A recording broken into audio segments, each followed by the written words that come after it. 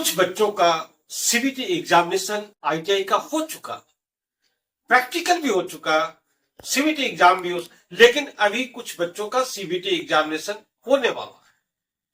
जिनका एग्जाम होने वाला है उन्हें बहुत सारी शुभकामनाएं हमारी तरफ से। और इस एग्जामिनेशन के समाप्त होने के बाद आपको रुकना नहीं है, चलते जाना है आपको। आईटीआई आपने कर लिया, आईटीआई से आपको सर्टिफिकेट मिल जाएगा, फिर उसके बाद क्या, आखिर करना क्या है, मैं आज आपको इसका जानकारी देने के लिए ये वीडियो बना रहा हूं। यह वीडियो अगर आपको अच्छा लगे तो इसे सब्सक्राइब जरूर कर लीजिएगा, लाइक जरूर कर लीजिएगा। मेरे प्यारे बच्चों, मैं इस आईटीआई के क्षेत्र में 30 वर्षों से हूं। काफी कुछ बच्चों का दिल की बातों का, दिमाग की बातों को गंभीरता से समझता था। विषय को भटकाना नहीं चाहता हूं, जो इस वीडियो का मेन बिंदु है उस पर मैं चर्चा कर लेता हूं। आईटीआई के बाद आप क्या करेंगे? सर्टिफिकेट लेके घर में रख देंगे क्या? और फिर अपने पेरेंट्स से बोलेंगे कि आपने मुझे आईटीआई करवाया क्यों? ऐसा करेंगे क्या? ना जी ना। जिंदगी संघर्ष का नाम है प्यारे बच्चों, और संघर्ष आपको करना पड़ेगा। हर कदम पर संघर्ष करना पड़ेगा, रुकना नहीं है, संघर्ष करना ही है। मेरे प्यारे बच्चों, मैं आज आपको कुछ टिप्स बता रहा हूं जिसके बाद आप अपने लाइफ में सफलता की उड़ान उड़ सके।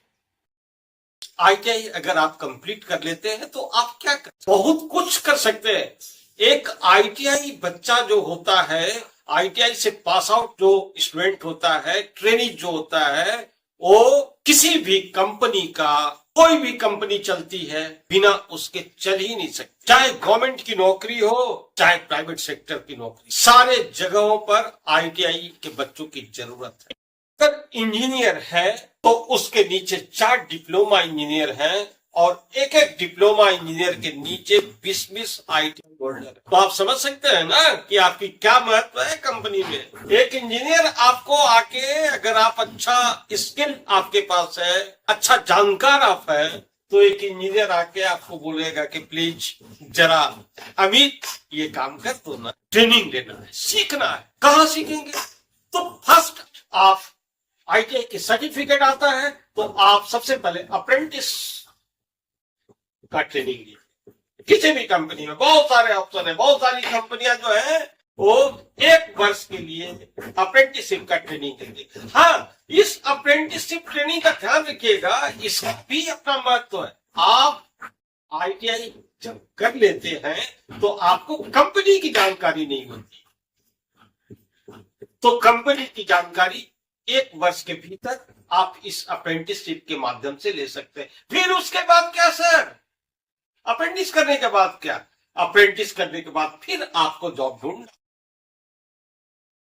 जॉब सर, आईटीआई अप्रेंटिस कर लिया फिर जॉब ढूंढना पड़ेगा? जी हाँ, ढूंढना पड़ेगा आपको।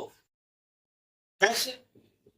तो या तो आप किसी कंपनी में जाके आप एक्सपीरियंस से आगे बढ़ सकते हैं, किसी भी प्राइवेट सेक्टर की कंपनी में आप जाके एक्सपीरियंस से आगे बढ़ सकते हैं, और आप आगे बढ़ते जाएं।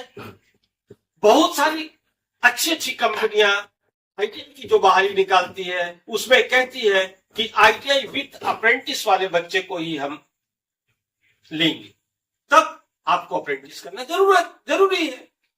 नेक्स्ट, ऐसा भी हो सकता है कि ITI plus apprentice plus experience कई कंपनियां मांगती है, वो भी है। आपको अनुभव के साथ अप्रेंटिस कर, आईटीआई कर लिया, अप्रेंटिस कर लिया, एक्सपीरियंस ले लिया, फिर आप किसी अच्छी कंपनी में, आप जैसा कंपनी को जरूरत होगा उसके हिसाब से आपको आगे बढ़ते जाना है। नेक्स्ट, अगर आप अप्रेंटिस नहीं करते तो आप कंप्लीट नहीं बन पाते हैं, इसलिए अप्रेंटिस करना जरूरी है। बहुत सारे बच्चों को मैं जानता हूं जिन्होंने अप्रेंटिस को छोड़ दिया, तो फिर वो क्या, वो किसी कंपनी में चले गए और कंपनी में जाके वहां एक्सपीरियंस ले रहे हैं, उससे आगे बढ़ रहे हैं। लेकिन बेहतर अप्रेंटिस करना है।